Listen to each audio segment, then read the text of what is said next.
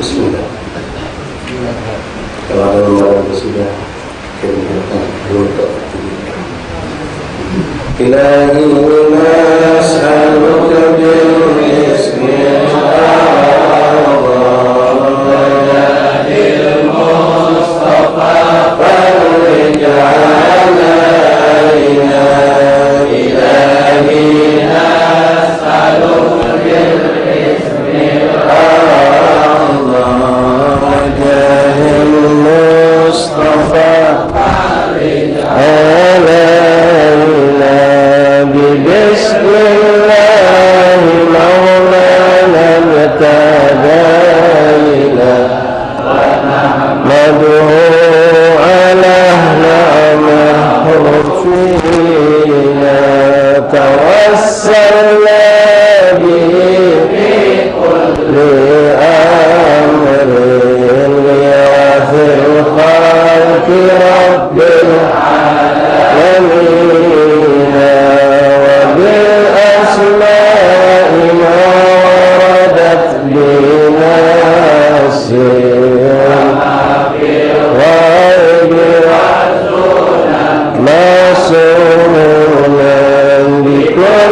كتاب أنزله تعالى وقرآن شفاء للمؤمنين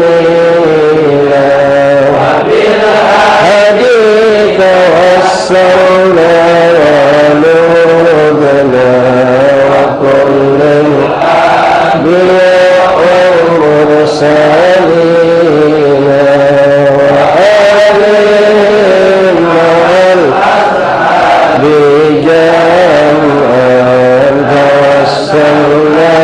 وكل التابعين بكل طوائف الأملاك ندعو بما في غيب النبينا وبالعلماء بأمر الله طوران وكل الأولياء والصالحين أرص بالإيمان بها قال وجير ربك التمكين مرقان وقد جمع الشريعة واليقين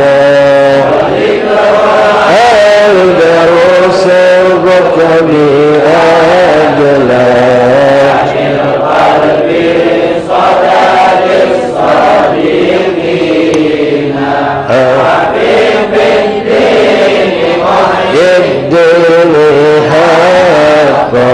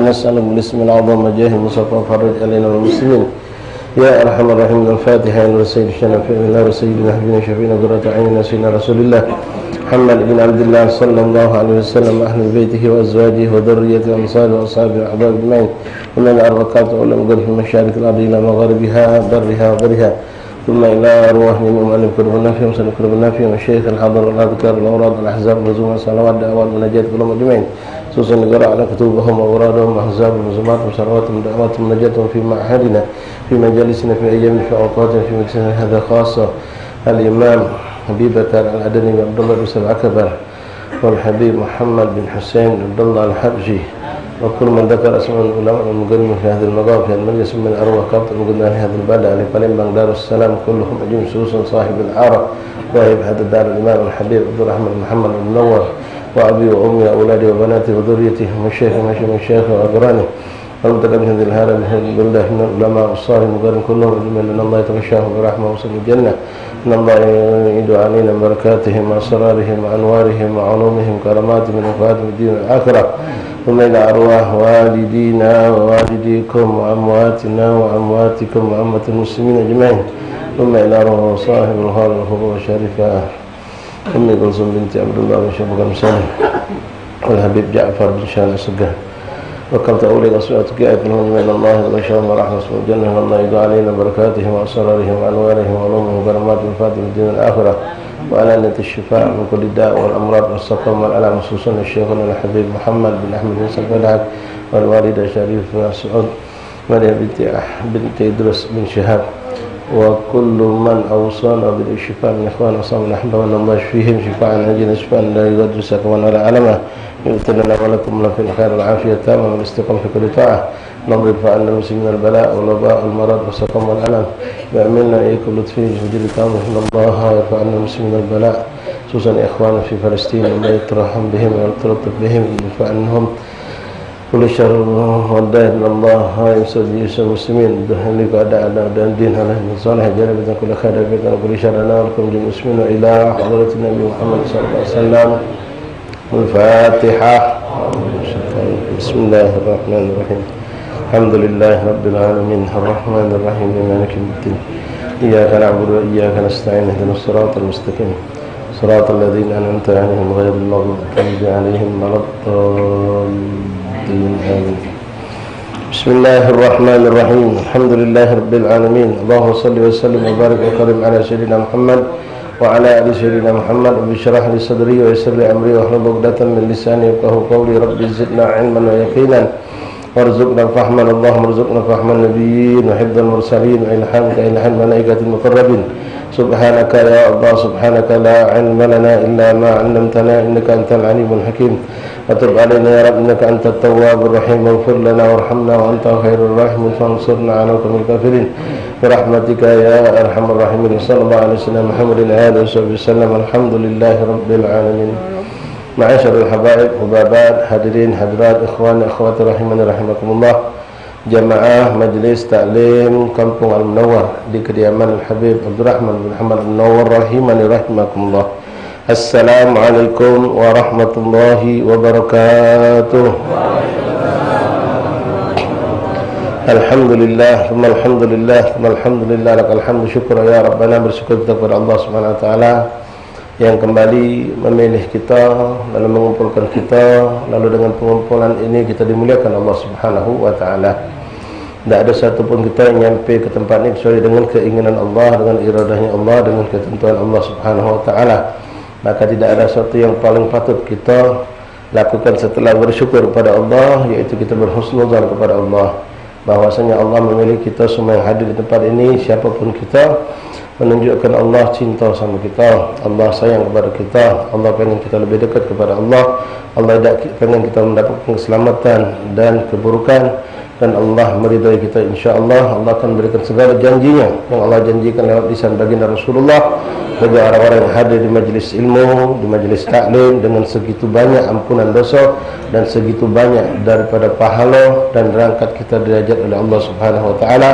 Dan mudah-mudahan kita minta kepada Allah tambahan nikmat dengan kita bisa menghadiri dengan hati yang hadir dan mendapatkan manfaat yang banyak, mengamalkan apa yang bisa kita amalkan, dan kita bisa menyampaikan kepada orang lain dari apa yang kita dapatkan di majlis-majlis yang seperti ini.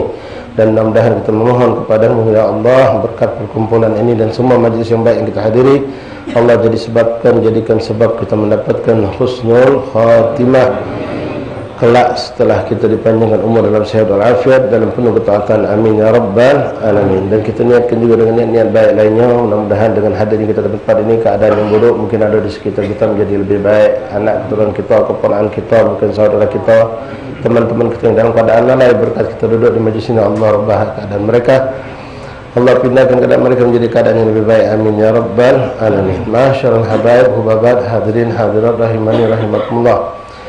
Alhamdulillah, di malam ke-12 daripada bulan Rabiul Tsani, kita Jumadil Tsani, kita kembali berkumpul kepada Allah di majlis ini untuk melanjutkan pembacaan kitab Fathul Ilah Lima Yajibul Abd lil Maulah yang dikarang oleh Imam Al-Arif Billah Mufti Makkah Al-Mukarramah Al-Madhhab Syafi'i fi ahdi Al-Habib Muhammad bin Husain bin Abdullah Al-Habsyi radhiyallahu anhu, yang mana beliau orang tua daripada Imam Ali bin Muhammad bin Husain Al-Habsyi, pengarang kitab Simtud Durar.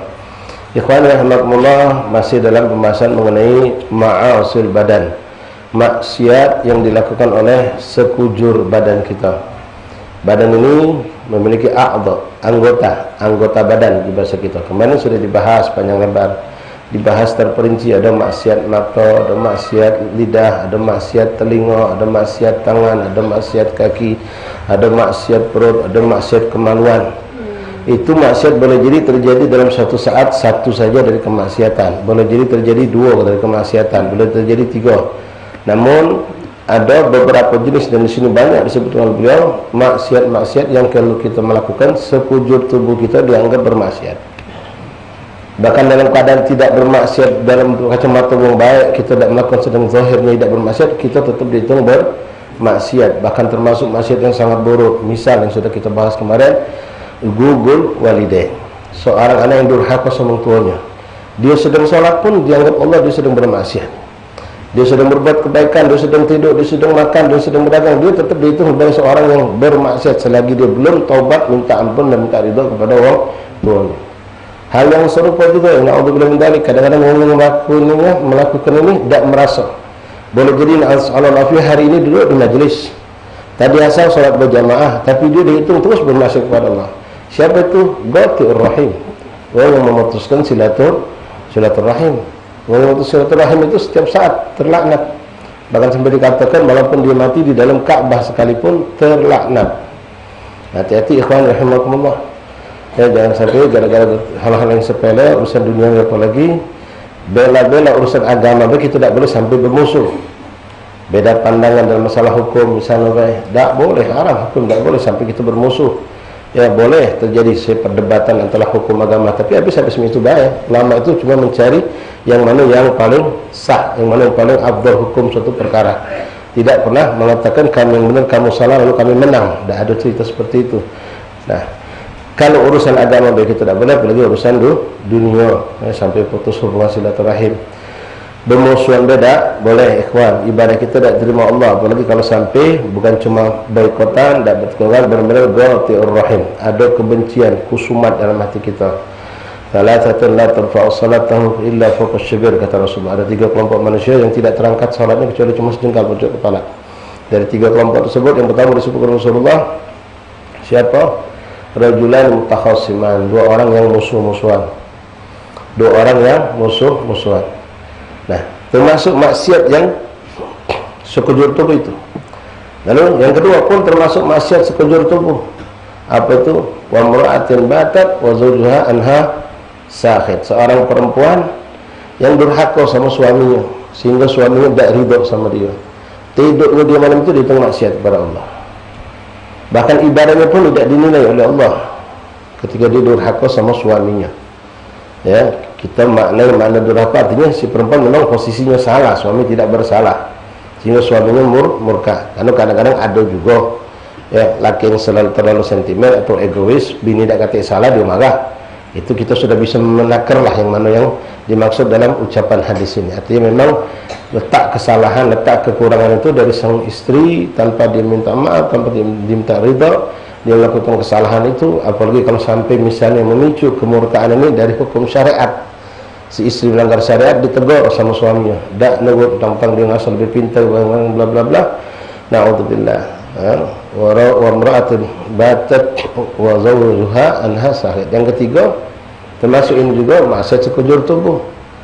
Siapa itu? Wa rajulun ya'mul qawm wa huwa lahu sahid. Seorang yang memimpin satu kaum tapi yang dipimpinnya tidak demen sama dia. Ini tidak terima salatnya oleh Allah. Nah, kalau tidak demen dari karena kemaksiatan, karena kedoliman, kedoliman seorang pemimpin terhadap rakyat itu sekujur tubuhnya bisa dianggap bermaksiat. Terus kita lanjut ikhwan dengan apa yang dituang Habib Muhammad bin Husain al-Habsyi. Bismillahirrahmanirrahim. Alhamdulillahirabbil alamin. Allahumma shalli wa sallim ala sayyidina Muhammad wa ala ali sayyidina Muhammad. Wa min ma'asil badan, dan termasuk daripada maksiat badan manusia. Masih kita di halaman 82, barangkali yang pegang kitab 82 baris kelima. Wa muhakatul mu'min istihza'an bihi, termasuk dosa. Nah, ini lisan biasanya, tapi di sini dikategorikan dosa sekujur badan, walaupun biasanya yang melakukannya lidah. Apa itu? Kita membuka cerita-cerita tentang seorang dengan tujuan menjelek ke dia. Memang ada kejadian lucu misal, atau kejadian apalah yang buruk yang merupakan aib, kita ceritakan dengan tujuan untuk merendahkan seseorang atau sekelompok orang. Nah, ini berdosa, termasuk maksiatul anggap maksiat badan. Wa tajassasu ala auratin nas. Wah, ini haram, naudzubillah. La tabaghadu wa la tahasadu wa la tabaghadu wa la tajassasu. Jangan kamu saling hasud, jangan kamu saling benci, dan jangan kamu saling memata-matai, kata Rasulullah. Jika kita cerodean, fuduli, nak tahu berkorek, seperti itu bahasa kita berkorek. Jangan jadi lalat. Lalat itu buruk. Yang dia gali yang tempat-tempat buruk, yang kotor, yang busuk, itu dia demen. Bahkan kadang-kadang kita ada koreng di dalam sarung, tahan masuk dalam sarung itu nih. Nyari koreng manusia dicari. Kalau ada sebaliknya, tanpa menyebar ke bawah, itu buruk ikhwan. Apalah untungnya kita tahu tentang aibnya seseorang. Kita pengen tahu deh. Ketika ada gelagat indikasi seorang melakukan maksiat, tidak boleh kita tertabuk itu mengikutinya. Tajassus, mata-matai, benar apa? Entah kita langsung untuk mencari tahu lewat uang, tidak boleh.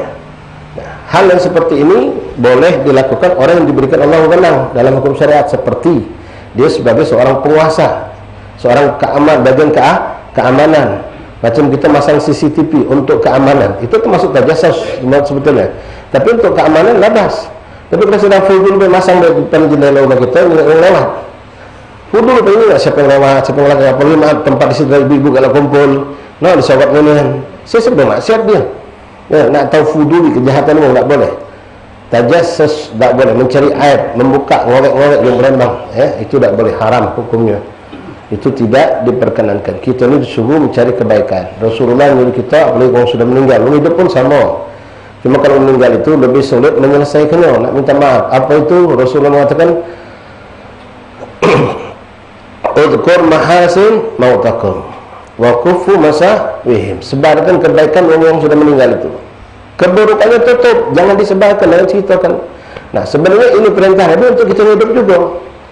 Kebaikan orang yang hidup boleh disebarkan. Kalau keburukannya tidak boleh kita sebarkan. Cuma bedanya kenapa orang hidup itu, hadis ini lebih tujuannya kepada orang sudah meninggal. Karena kalau hidup kita sebagai kebaikannya, boleh jadi akan menjadi mudarat buat dia. Dia bisa jadi timbul rasa ujub. Boleh jadi kita memuji dia, menyebarkan kebaikannya ada tujuan. Macam sekarang kan banyak orang menyebarkan kebaikan sipulan-sipulan karena memang dia tim sukses. Apalagi na'udzubillah, kami sudah sampaikan ikhwan, boleh itu buat antum selagi tidak ada kekedziban, tidak ada kedustaan. Tidak ada kedustaan, kebohongan tentang kebaikan sipulan yang ente anggap sebagai orang yang akan pilih tadi. Tapi kalau sudah menyebarkan keburukan, walaupun itu hak terhadap lawan-lawan politik dia misalnya, itu hukumnya tetap haram. Kalau ada hukumnya riba, kalau tidak ada hukumnya fitnah. Yang fitnah itu disebut hak, jadi kamu kan, nah itu dua-duanya tidak boleh, na'udzubillah. Nah sekarang, naudzubillah, banyak orang sekarang saling mencari keburukan lawan politik ini, saling mencari, mengkorek muka sejarah. Dulu dia pernah jadi kepala dinas di mana, cari tahu keburukannya apa, dia dihantam gagak, dia jatuh di depan masyarakat, melakukan itu sebelum dia nyebar ke sudah berbuat dosa itu, maksiat sekujur tubuh. Apalagi pas dia dapat disebarkannya, wah itu tambah lagi ifsya, itu namanya menyebarkan keburukan. Itu bisa menghancurkan. Tadi sudah masuk di kesempatan yang pertama kita sebut, menceritakan tentang keburukan orang untuk menjatuhkan derajat orang itu kepada orang. Sekarang hati-hati kamu yang nonton debat-debat ini ya, kadang-kadang yang berdebat-debat itu adalah bawa hawa nafsu, buka ini pancingnya tentang keburukan lawan politiknya. Hati-hati ya, jangan sampai kita terlena. Tajassus ini Masya Allah, kadang-kadang kita ya Allah nyari tahu, fudul, tuadian. Pas dengan selintingan cerita langsung kita ngajak kawan kita, ngejaprik. Sudah benar tak? Ini kejadian macam aku dengar dari fulan, benar tak kau? Coba kau cari tahu. Bahkan ni, coba kau cari tahu, benar tak? Oh langsung jadi tim tajassus tadi. Memang kalau jasus itu artinya jasus itu intal di bahasa kita. Jasus itu namanya intal. Tajassus itu tak boleh. Apa tugas intal itu? Menyelidiki secara diam-diam, mencari tahu. Nah dalam bahasanya intal itu jasus. Nah di sini diharamkan wala tajassasu, jangan kamu saling mencari-cari keburukan wong, ngorek. Bahkan sampai kadang-kadang mungkin ummahat sering dapat ke model betina yang tahan dia datang ke si fulan untuk mesti kebenaran, tak cerita itu. Tak puas kesimpulan sebenarnya, aku ni kurang tahu ni kan, cuma aku tahu tu cak-cak yang lebih tahu si fulana. Tahan 3 hari si fulana. Pengen tahu, dia lego, dia tahu ni kan. Bahkan bangga aku ni tahu dari A1. Wah. Kalau A1 dari sumber yang paling kuat. Oh bangga dia, naudzubillah. Apa faedahnya? Ini haram, haram hukumnya.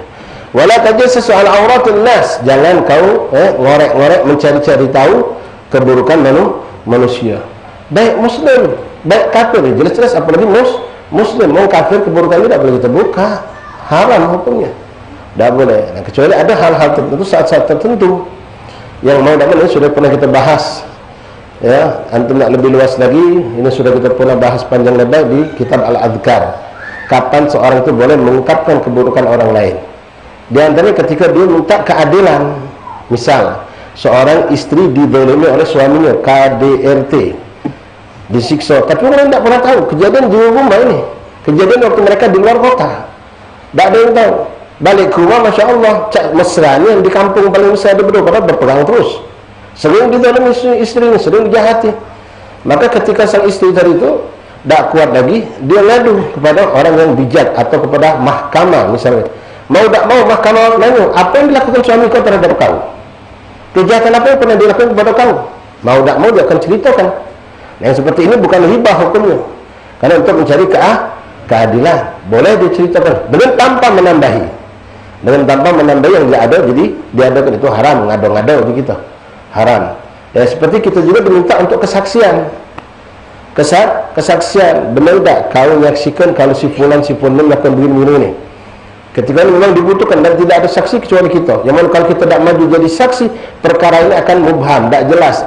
Bisa jadi uang yang tidak salah bakal terzalimi, uang yang tidak salah bakal terpenjara, uang yang tidak bersalah bakal dituntut hukuman ini dan itu. Maka di situ kita boleh bukakan ayat yang terjadi yang pernah kita saksikan untuk memperjelas hukum agar hakim tidak salah memberikan hukumannya. Seperti itu boleh. Nah, termasuklah ya hakim-hakim, polisi-polisi, ya mereka termasuk mereka jasus, tapi menjalankan tuh tugas memata-mata di mana tempat narkoba, di mana tempat pelacuran, di mana tempat pemain judi online dan seterusnya. Mereka mencari tahu, kadang-kadang berpura-pura ya hanya melok semayang bilang dan ya hanya melok kondangan, dia tahu yang padahal dia tidak diundang. Dia tahu datang ke tempat itu, kamu tahu di tempat kondangan di kampung ini kalau sudah acara kawinan ada organ tunggal pasti ada yang jual narkob. Nah, tajassus seperti itu untuk kemaslahatan yang memang jadi tugas oleh syariat itu dibolehkan. Itu dibolehkan, tapi ada batasan. Ya, maaf, misalnya dia tadi untuk memata-matai ada orang berselingkuh. Ini bukan kita loh. Ya, ada petugasnya. Kalau kita banyak mengetahui orang selingkuh bedanya itu tidak dituntut. Boleh jadi tidak disahkan kalau kita cuma pengen tahu nyelidiki benar tak. Kecuali yang punya badan, artinya seorang suami mendengar istrinya berselingkuh, naudzubillah, bahkan dikabarkan sedang melakukan hal itu di rumahnya, dia datang pelan-pelan, tajassus. pelan-pelan diselidikinya, mengendap dari belakang, ternyata benar nian misal. Nah itu pun masih tanda tanya dalam hukum, belum tentu dibenarkan. Sayyidina Umar bin Khattab radhiyallahu an, beliau pernah, termasuk sifat yang mungkin sering kita dengar kisah Sayyidina Umar bin Khattab ini, beliau seorang pemimpin yang benar-benar luar biasa, yang cetakan Rasulullah, didikan Rasulullah, yang mana beliau itu sedikit kali tidurnya. Kenapa? Malam hari beliau itu begadang. Di samping beliau mengurusi umat, beliau itu orang yang langsung turun melihat keadaan umat di malam hari. Jadi beliau selalu keliling melihat keadaan umat ni malam hari, menyamar dengan pakaian yang terselubung sehingga orang tak tahu kalau itu Sayyidina Umar. Itu gaya beliau untuk melihat langsung uji kita ni. Sidak di bahasa sekarang, bukan uji anak buah. Laporan beres bos, beres pak, dah aku nak nyingok ni kan. Jadi beliau turun kan, hampir tiap malam beliau lakukan itu. Pada suatu malam beliau mendengar kasak kusuk suara macam ada orang sama betina, lanang sama betina, yang mana beliau bisa memastikan ini pasti bukan muhrim.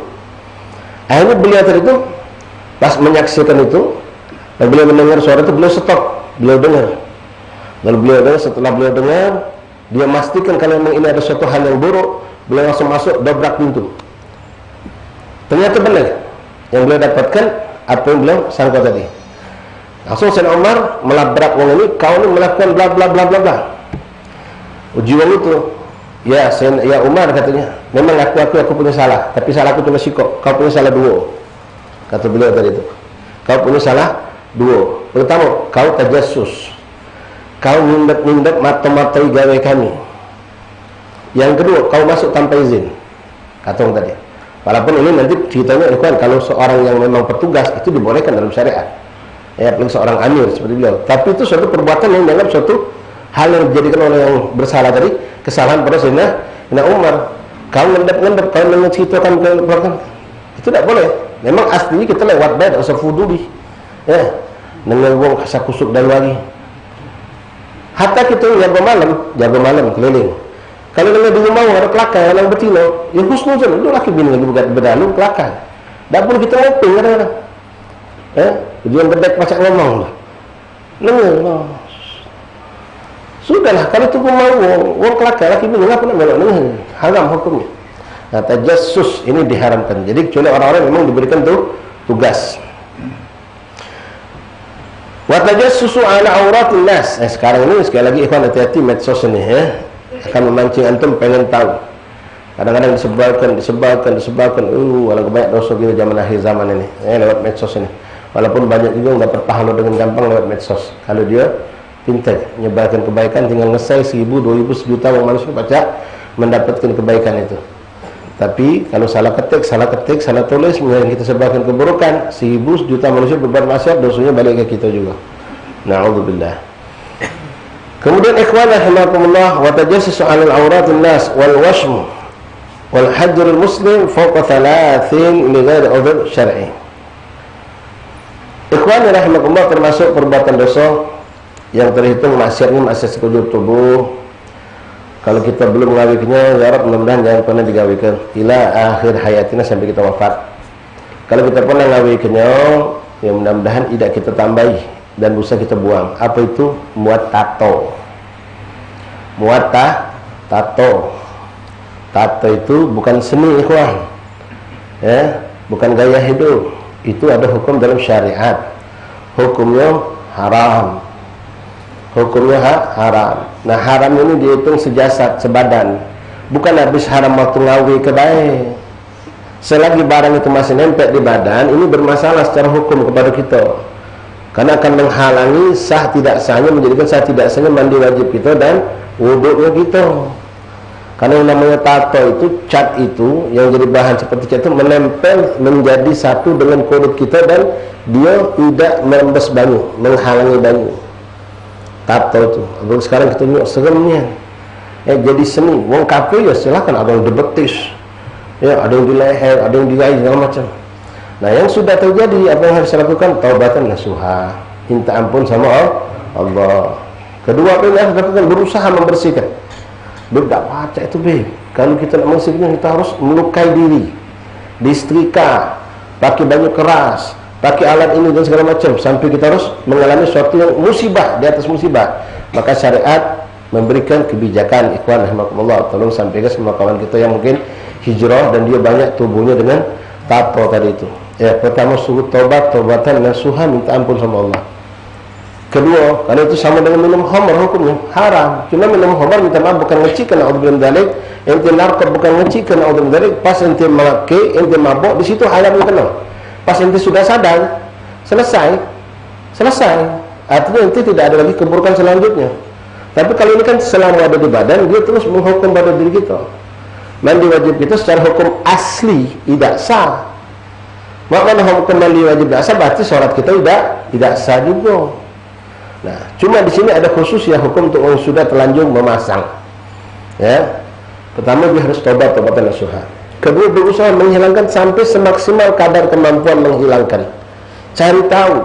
Sekarang kan banyak juga nih, kelompok-kelompok yang suka menterapi ini, meruqyah, dia punya alat atau resep khusus atau punya jamuan khusus yang bisa menghilangkan tato. Nah, kita cari tahu di mana. Yang macam itu nak mengobati dengan itu. Obat tidak kata dibeli, memang ada di Surabaya, harus kita datangi berobat kalau ada kemampuan finansial. Harus itu hukum wajib. Kalau memang kita ada kemampuan dan memang kita kan adanya di Surabaya. Kalau tidak, barang itu harus dibeli dengan harga mahal, maka beli walaupun dengan harga yang mahal. Kalau kita ada kemampuan untuk membeli itu. Masyaallah ahbab rahimani rahimahullah. Kemudian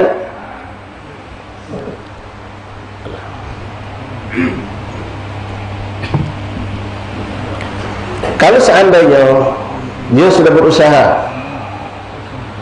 untuk membersihkan tadi,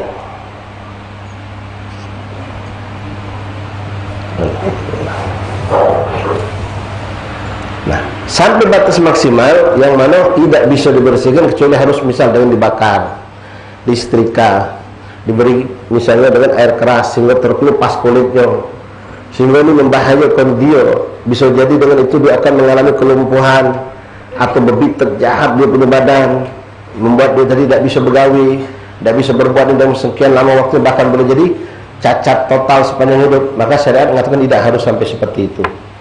Tidak harus sampai seperti itu. Tapi usaha dulu untuk membersihkan tadi sampai batasan yang maksimal tadi. Cari tahu mana. Biasanya ya wong yang pacak masang itu pacak macam tukang masang susu. Nak ngelepasnya, kamu tukang susu juga, kan tukang cabut gigi. Ya, masang susu, tukang nyabut lagi, tukang susu juga. Nah, itu juga tato. Ya, insya Allah orang yang masang itu mungkin dia punya ramuan atau zat-zat kimia bisa menghilangkan tadi. Tapi kalau sampai harus disetrika sehingga terkelupas kulitnya, baru bersih, nunggu proses itu panjang dan itu belum tentu berhasil juga, maka saya mengatakan tidak. Yang penting sudah taubatan nasuha. Berusaha sudah maksimal, sisanya dia dimaafkan oleh Allah. Tapi dengan catatan tetap ya, orang seperti ini kalau dia ibadah, mandi wajib, wudu sah setelah dua hal tadi, taubatan nasuha, dan berusaha untuk menghilangkan. Sisa tak pacak lagi, bukan lagi sisa, memang sekujur badannya tato kalau kiri gitu kan, pacak batik. Ya, bukan di luar negeri, di Indonesia seperti itu juga. Kadang-kadang kita sayangkan mereka muslim, kalau kafir ya sudah. Nah, atau mungkin dia melakukan itu waktu dia masa kafir, lalu dia masuk Islam. Nah, untuk dia pribadi, untuk mandi wajibnya dianggap sah, huduknya dianggap sah, sholatnya pun dianggap sah. Tapi orang seperti ini tidak diperbolehkan jadi imam sholat. Tak boleh dijadikan imam sholat. Jangan ke sebadan. Ya, tato anak naga baru lahir kecil sih mana? Anak naga baru lahir kecil ni. Tak acak dia hapus, acak dia hilangkan. Tapi jelas ni, tahu ni tato buatan aku ni sengaja. Tak boleh jadi imam sholat. Ya, tapi Bib, aku pengen mengenai isteri aku di rumah, minta maaf, sholat dewek-dewek. Ya, kalau tidak anak kita sudah dewasa, jadi imam, kita jadi makmum. Ini sudah risiko yang harus kita terima. Tapi jangan kita jadikan ini alasan akhirnya kita ngambek dengan agama sekarang tidak adil. Kau sudah dimaafkan kok. Cuma urusan tidak bisa jadi imam sholat deh. Ya, dan saya neko kita nak ngamuk ngalahkan syariat. Padahal aku tak boleh memamai bina aku di rumah. Nah, sudah syariat itu kau dimaafkan, diterima mandi wajibnya, kau diterima wudhu itu sudah luar biasa. Nah, hakada ikhwan. Nah, tinggal nanti ada panjang bab misalnya mana kalau dia mandi. Dia meninggal, mana cara mandi kewajibnya? Itu ada cara mandi khusus. Orang seperti itu. Nah, ini ya di antara tadi. Kalau sengaja masang, itu dosanya ya, sepanjang badan itu ada tato tadi ya, belum dihilangkan, belum tobat. Pertama itu tobat yang penting. Kedua berusaha untuk menghilangkan tadi. Kalau dia menganggap sepele, bahkan bangga, bahkan senang dengan perbuatan ini, ya dosa sepanjangan. Yang mandi wajib tidak sah, sholatnya tidak sah. Tapi kalau dia sudah melakukan minimal 2 tadi, taubat-taubatan nasuha, kemudian dia tadi berusaha untuk menghilangkan sampai pada batasan maksimal yang tidak mendolimi dirinya sendiri, maka dia dimaafkan. Tapi itu tadi tidak bisa dijadikan imam sholat. Wallahu a'lam. Wa hajrul muslim fawqa 3 li ghairi 'udhri syar'i, memboikot bohesanan. Jadi kita bukan bebesanan. Kalau bebesanan bagus, bebohesanan. Tak berteguran lebih dari 3 hari. Jangan nak nunggu 3 hari ni kan. Baru 2 hari, biarlah dulu, besok 3 hari. Jangan. Bigari udur, tanpa udur. Kalau ada udur syar'i, tak apa-apa. Bahkan Rasulullah pernah memboikot 3 orang sahabat sampai berbulan-bulan, sampai turunnya ayat At-Taubah itu. Kita bisa buka sejarahnya. Sebab nuzul surah At-Taubah. Itu teguran. Memboikot untuk sebagai teguran, hukuman itu boleh. Ya, misal kita punya sohib kita ini tinggal lakunya tak benar, kita nasihati, kita ajak baik, tetap tak galak, nak cara dia tu lah, sudah. Kalau dia datang kita bubar, kalau kita ada cara tak usah diajak. Kalau dia ada kacang kita tak usah datang. Kalau ketemu dia cukup salam baik. Diajak usah dengan akal, tak usah diajak ngomong. Nah, orang seperti ini, itu kelompok mutus kesilaturahmi, tidak. Dia rasa tidak mempan. Dia ngomong baik tak mempan. Sampai kita ngomong dengan keras tak bisa. Nah, dengan macam ini barangkali dia berubah hatinya. Itu namanya ada uzur. Yang itu tidak kita tegur sampai sekampung ni tidak ada negur dia. Dia datang ke langgar, saya tak tahu kalau. Kenapa? Ini orang melakukan kesalahan. Dinasihati, ditegur masih tekak, ahmak. Masih nak cara dia itulah. Makan bersikap. Tak usah tegur. Tak usah dia ngomong. Tak usah dikunjungi. Nah, seperti itu tidak berdosa. Karena Rasulullah pernah melakukan seperti itu. Sampai datang ayat At-Taubah. Sampai ada sahabat itu ketika diboikot Nabi ucap kesalam sama Nabi, Nabi tak jawab. Dia berharap dipuati dengan mulut Nabi. Kalau ada suara mungkin Nabi jawab ada yang jadilah ya. Tidak bergerak sama sekali.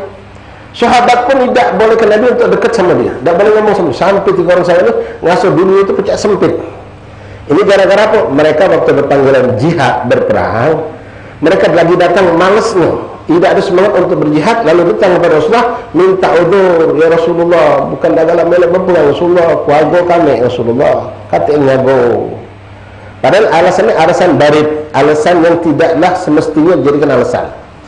Ada juga sekelompok banyak orang munafik, yang jelas-jelas munafik, tidak ikut perang dengan alasan dicari-cari. Tapi 3 orang sahabat ini tidak munafik, cuma lagi datang lesu, lagi datang tidak ada semangat untuk berperang, ikut jihad bersama Rasulullah. Maka Allah Maha Ta'ala mengabarkan kepada Rasulullah bahawa 3 itu, maka Allah negar Rasulullah, ngapa diizinkan mereka untuk tidak ikut perang? Ya Rasulullah, husnudhannya luar biasa, sampai baiknya dengan sebab dia biasa. Jadi Rasulullah dengan udur yang datang, udur tak pacak melok dengan ini, ya sudah kata Nabi, tidak maksa Nabi ya.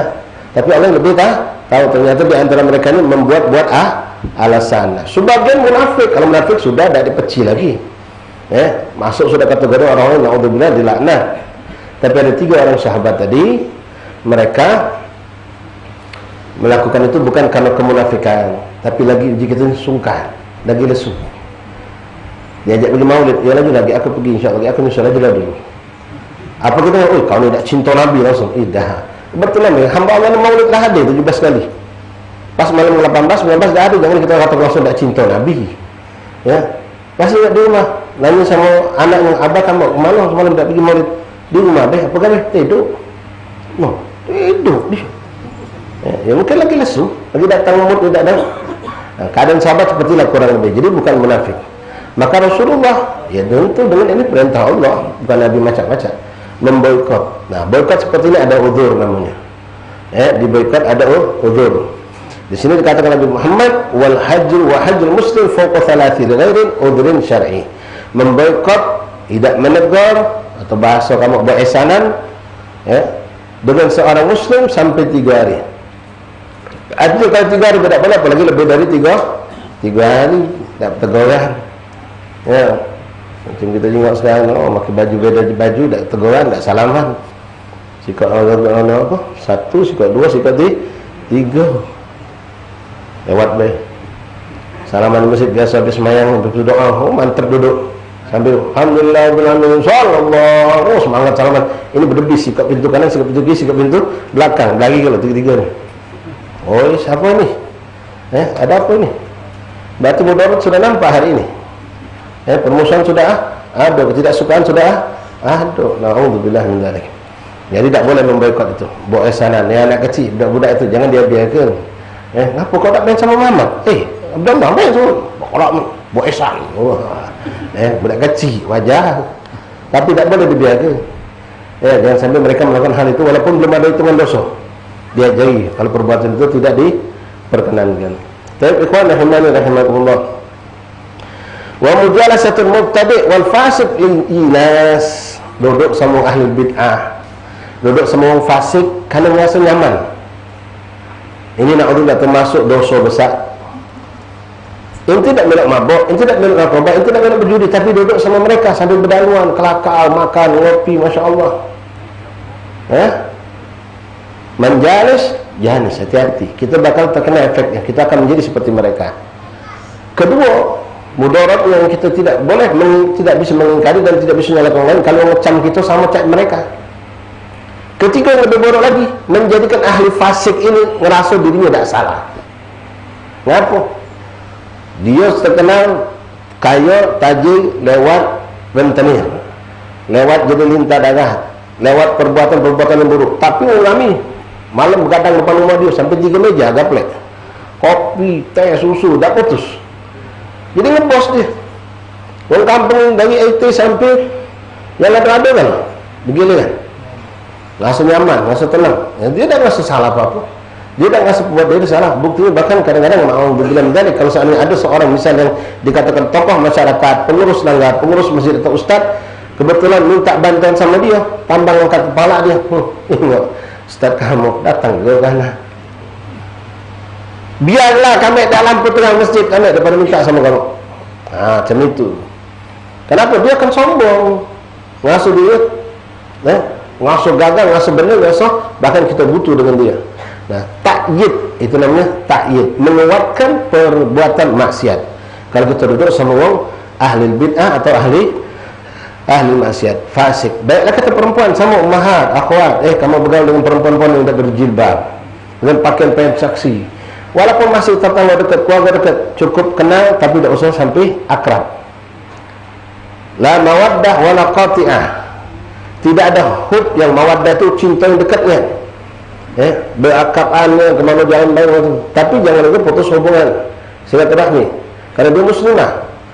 Tapi dengan kefasikan jangan kita duduk sama dia, jangan bergaul sama dia. Cukup kenal sebatas kenal baik. Tapi kalau dia tidak ada kenal, berduduk datang lalu kita jilbab bercadar dari rumah dia, jelas orang ini terkenal fasiqah. Sekarang masyarakat baik akan menilai, ustazah budak-budak bercadar lagi pergi kalau ke situ. Bah tidak apa-apa. Nah, ujungnya ke situ. Tapi boleh. Bukti dulu. Dia tidak ada kemaulid, kami orang hadir. Orang fasik tidak ada kemaulid, tak usah hadir, tak apa-apa, tak berdosa. Bahkan kita takut dijadikan alat cuci tangan. Kefasikan dia dengan keburukan dia dengan ada kemaulid, kita datang berduduk berani, jadi besar kepala dia. Tengoklah, kami datang kalau bahkan kadang dihina kita. Yalah, lo kak kau kami. Na'udzubillah min dzalik. Jadi jangan, itu kenapa? Nu'ayyidhum fil fisq. Kita menguatkan mereka dalam kefasikan. Wa labsud dhahab wal fiddah wal harir, menggunakan emas. Di sini Habib Muhammad menyebutkan fiddah, nanti dibahas lagi oleh beliau situ. Wal harir, atau ma waznuhu akthar minhu lirajulin baligh illa khatam fiddah, menggunakan perhiasan emas, perak, kemudian sutra bagi laki-laki dewasa. Ini diharamkan kecuali dengan jangan seretak ya, kecuali cincin perak itu dibolehkan. Cincin perak dibolehkan. Kalau kita pakai kalung perak tidak boleh, wong lanang. Cincin perak yang dibolehkan. Ini apa yang disampaikan Muhammad dalam kitab ini.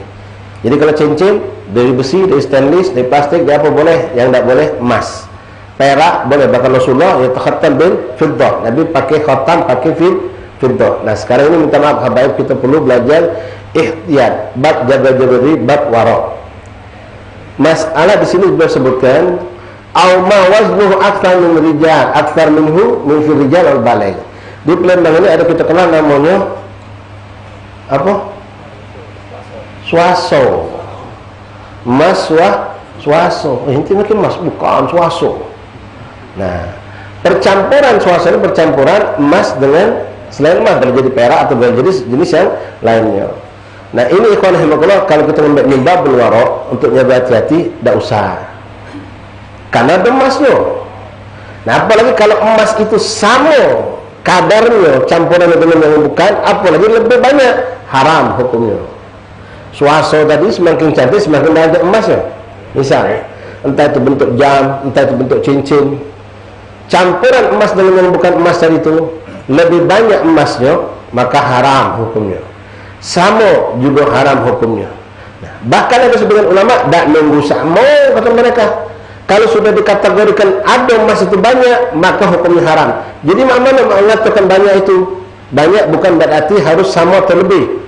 Seandainya perandaian ini cincin emas swaso, kita taruh di api yang panas, meleleh itu emas dan terjinguk emas itu, terjinguk kasat matanya banyak, walaupun mungkin seperempat atau seperdimo, maka hukumnya haram kata mereka. Jadi yang dikatakan itu yang boleh itu macam mana? Yang sangat-sangat sedikit kadar emas yang mana kalau dibakar tidak kejinguan emas tadi. Cincin tetap berbentuk cincin, emas hilang begitu saja. Nah itu boleh. Itu namanya sepuan beb. Nah, Allahu alam. Sepu itu cuma di kuning boleh kan, bukan dari emas. Ya. Ma'asyiral habaib bukan hati-hati. Walabsul zahab, menggunakan emas. Wong lanang, wong betina boleh. Ya. Nah, budak lanang tak boleh. Wong lanang tak boleh pakai emas atau sutra. Nah, kita bingung dengan sutra yang ada nih. Kadang-kadang banyak apa sarung sutra asli 100%, itu cuma 200.000. Tak percaya kita rasa. Tapi dia pun sebenarnya 100%. Nah, kalau memang 100% haram jelas hukumnya. Tak boleh kita orang lanang maki. Wong betina boleh.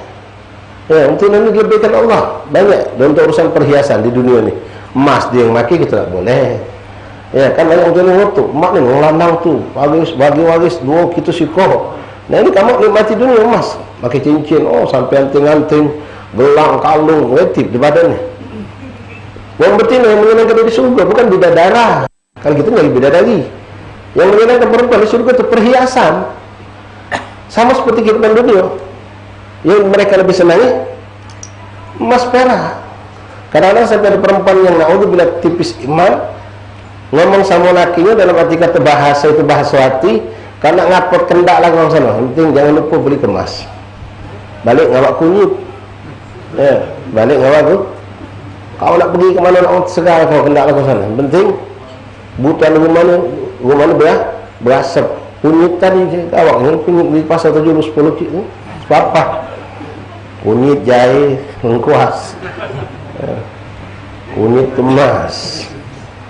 Nah, ikhwan rahmatullah haram hukumnya. Itu mau pakai cincin, pakai permata, pakai zamrud, pakai boleh, tapi emas tak boleh. Kalau kita lanang, betina boleh. Nah, untuk fiddah di sini Umar mengatakan tak boleh juga kecuali kalau itu cincin. Cincin boleh. Tapi di sini ada khilaf ulama. Ulama sebagian mengatakan untuk fiddah bebas, selain cincin dan juga lain juga diperbolehkan untuk orang lanang. Nah, balik masalah tadi ikhwan, yang namanya swaso tadi. Makanya kita kadang-kadang misalnya sedang ibadah, ya antum sedang sholat, antum sedang pakai swaso, pergi kemana-mana, pergi ke kondangan. Tapi ketika sholat kau pacak jangan dipakai. Khilaf, karena ada khilaf ulama yang mengatakan tidak harus nunggu sama nus-benus. Begitu kadar emas itu ada terjiwa ketika dibakar, maka itu berarti mengandung emas cukup banyak. Jadi menghindarinya kalau kita nak solat, nak ibadah, nak haji, nak tawaf, nak apa, dilepas. Kecuali kondangan lain, nak kondangan apa-apa. Habis kondangan tahu lagi di mobil. Cak umti lah, sekedar untuk perhiasan baik. Nah, begitu juga kita kadang-kadang melakukan ketika antum misalnya menjadi wali nikah, pakai cincin swasta. Kalau habaib dulu, suruh buka dulu. Kenapa? Keluar dari khilaf tadi. Kalau kau pakai cincin swasta tadi dikategorikan dengan hukum yang atau tidak boleh, maka tidak sah jadi wali nikah. Terhitung fasik. Kenapa fasiknya? Melakukan memakai emas, walaupun itu bukan emas murni. Jadi huruf dengan ilaf dilepaskan dulu pas akad nikah. Selesai akad nikah pakai lagi. Untuk menyempurnakan sahnya dia sebagai wali nikah tadi. Karena wali tidak boleh fasik. Wahai pada ikhwan rahimani rahimakumullah. Nah, harir, menggunakan harir, sutra. Orang betina, orang lanang tak boleh. Oh, ini ada campuran sutranya. Nah, kalau campuran balik seperti fiddah tadi. Kata ulama, nyampe tak separuh percampuran benang biasa dengan benang sutra tadi. Ya. Kalau sama atau lebih banyak, maka hukumnya haram. Orang lanang tak boleh pakai. Kecuali untuk obat. Ya, ada punya penyakit gatal. Di antara cara pengobatannya pakai sutra. Dibungkus, berkemul dengan sutra itu. Sembuh bi'idznillah subhanahu wa ta'ala. Nah, kalau tujuan untuk pengobatan seperti itu boleh.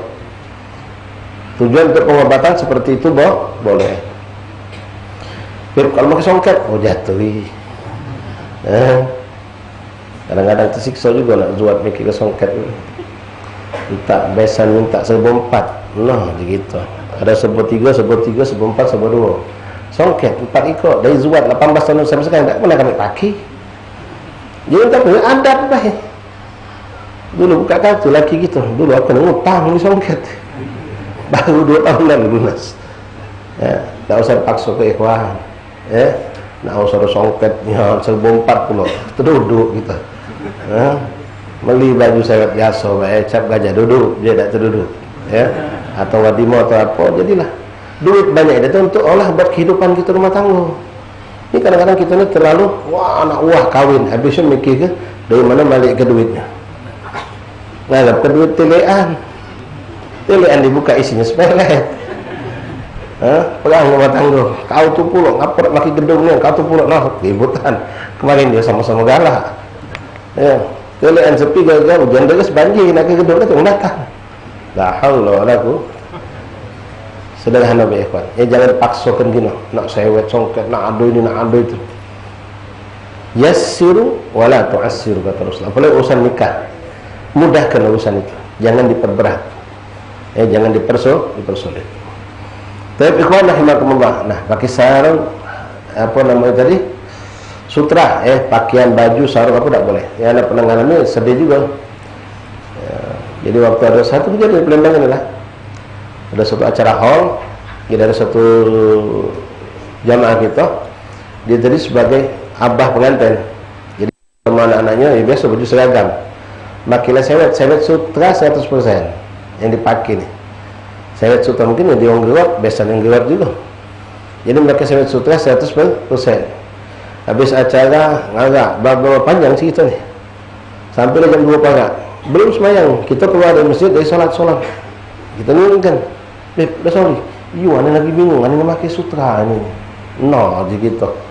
Dia tahu kalau sutra tak boleh pakai solat, tapi dia tak tahu kalau sutra tak boleh dipakai juga, walaupun bukan untuk solat. Nah, ini perlu tahu hukum seperti ini.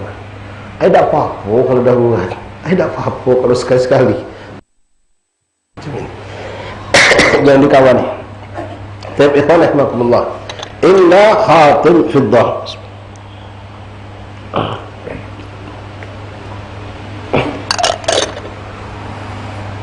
Dan termasuk maksiat sekujur tubuh kata Imam Muhammad bin Husain dalam kitab ini, wa khalwatu bil ajnabiyah wa iyad billah.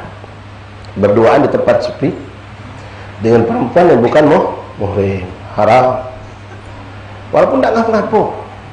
Nah, yang seperti ini kita ngeri ikhwan, terjadi banyak di kantor-kantor. Bos sama sekretaris di kamar tertutup, walaupun kunci tidak dikunci. Hati ikhwan, kamu punya bini datang ke dokter, berobat, sakit gigi, sakit kulit, sakit apalah dia, apalagi yang sifatnya urusan kehamilan, aurat dalam bahkan dibuka juga bakal. Jangan sampai bini kamu datang DWN lagi dokter lanang itu. Walaupun Datuk Lanang itu, woi dia, masya Allah, hafid Quran, alim bablah, mogolah saat itu dia tak kata tak kata syahwat macam ni. Hukum kata tak boleh. Tetap tak boleh. Sama dengan kalau kita ngomong minum khamr tak mabuk, boleh tak? Tetap tak boleh, haram. Jadi khalwat seperti itu tak boleh. Kadang-kadang kita sedih, bingung, ada orang meninggalkan rumahnya, anaknya sama pembantu. Bapak pergi, mak pergi, anaknya sudah lumayan bujang, SMP, SMA, pembantu nyuci baju di belakang, kacau lain. Oh jangan. Ya, khalwat. Masalah khalwat berdua nanti. Ke dokter harus ada. Minimal kalau seandainya baik, ya kita nak pacak dengan kita kondisi kita lagi tak di tempat. Yang memang bini kita namanya dokter itu bukan sikap, ada 3 perempuan minimal yang gagah, yang seandainya kejadian suatu buruk akan menimpa, mereka sanggup melawannya. Asisten dia, mak kita dulu kita, oh tak boleh masuk, cukup satu saja, pasien saja, oh tak usah. Khalwat ini tak boleh, haram hukumnya.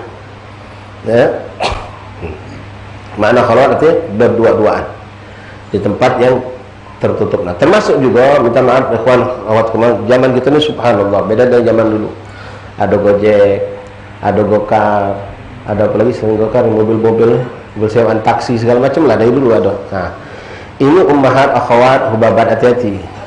Kamu boleh naik kendaraan seperti itu dengan keadaan pintu kan terkunci, ya, dengan catatan mobil itu, ya, kalau kebeli kamu dewean, kamu berdua, supir taksi dewean misalnya baik, pastikan uang pacak nyingok ke dalam.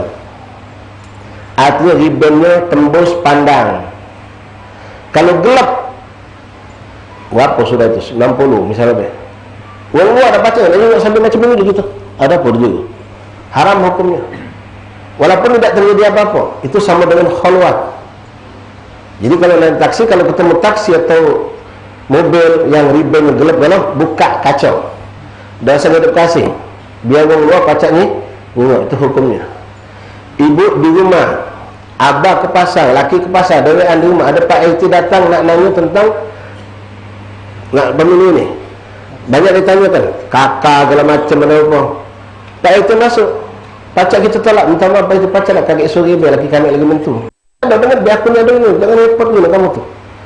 Sudah masuk misalnya, pintu rumah buka tu, jangan ditutup.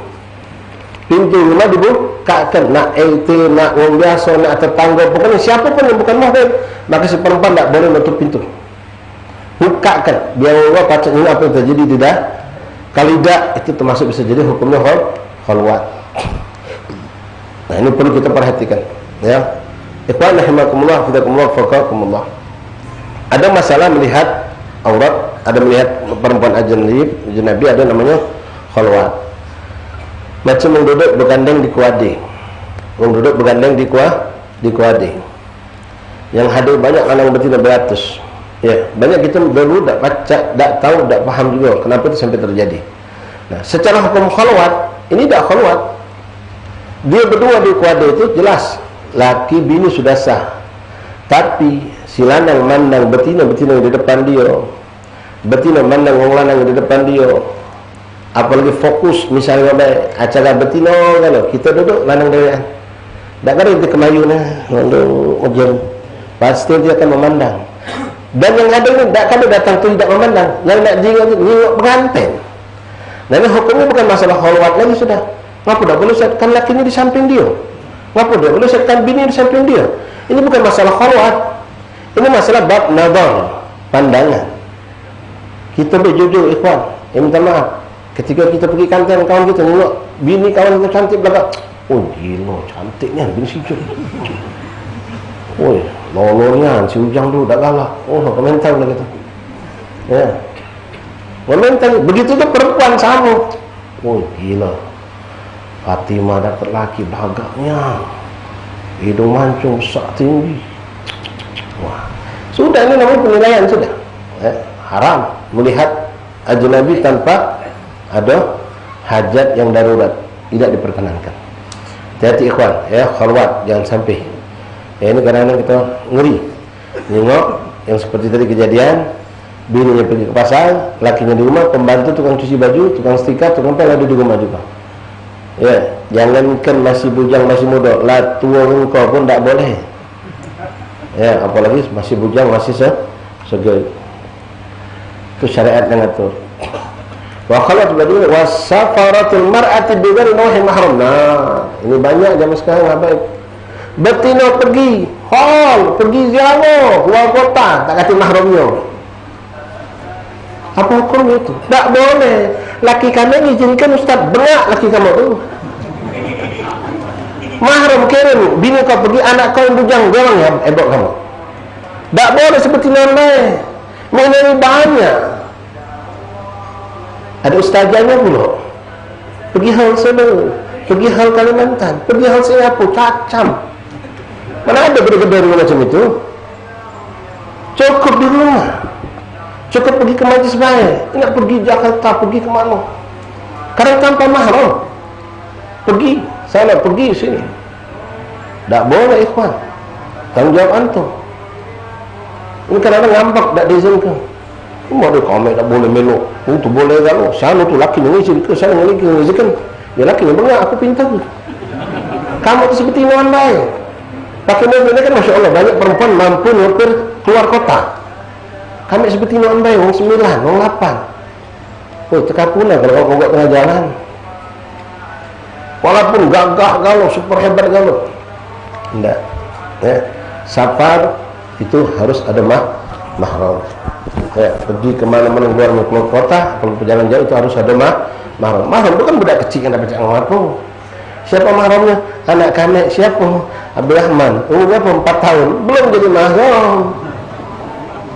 Belum pacak bergocor pada itu. Yang namanya mahram itu sudah pacak membela, sudah balik, sudah berakal cerdas, tahu bisa bertindak kalau terjadi apa dengan orang tuanya. Itu ada mahram. InsyaAllah minggu depan kepada Masyarakat kita lanjutkan lagi tahun depan, ya. Tahun depan insyaAllah ta'ala. Nak lebih apa tak? Tambah mana? Tidak ya? InsyaAllah anda tidak lebih. Kalau kamu nak lebih terserah. InsyaAllah kita tidak lebih tahun baru, ya. Wallahu a'lam bissawab. Bismillahirrahmanirrahim. Alhamdulillahi rabbil alamin. Allahumma salli wa sallim wa ala ali sayyidina Muhammad. Ya Rabbana ya Rabbana unsur lana jurnushana ayyidahum ala yahudil mu'tadin. Ya Rabbi lil yahud annakithina lil uhud warsil adaban daiman turatib zalimin.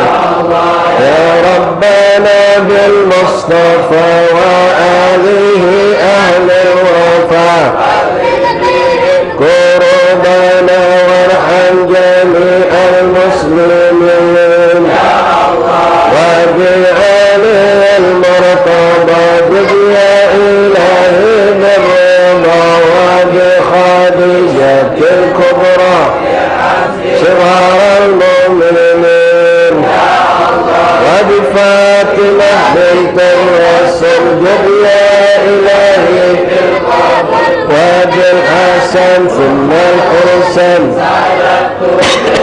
zalimin bihim ya Rabbana salata rabbi haqqana wa ma a'da'na min bilad ya mujib as-sa'ilin. Amin ya Allah. Amin ya Allah.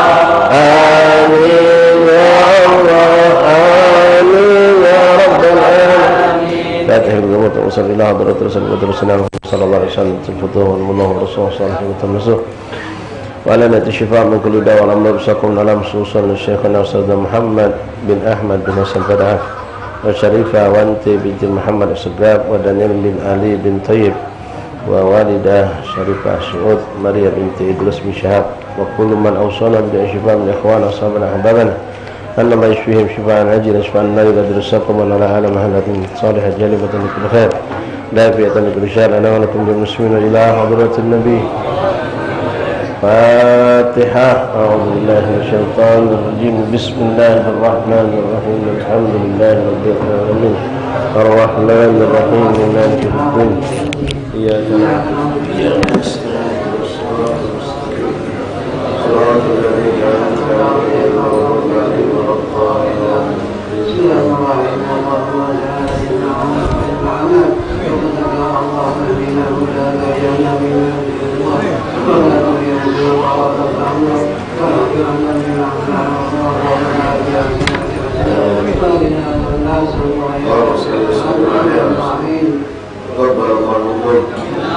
Menyampaikan sebenarnya pernyataan Al-Farul Baba Ustazah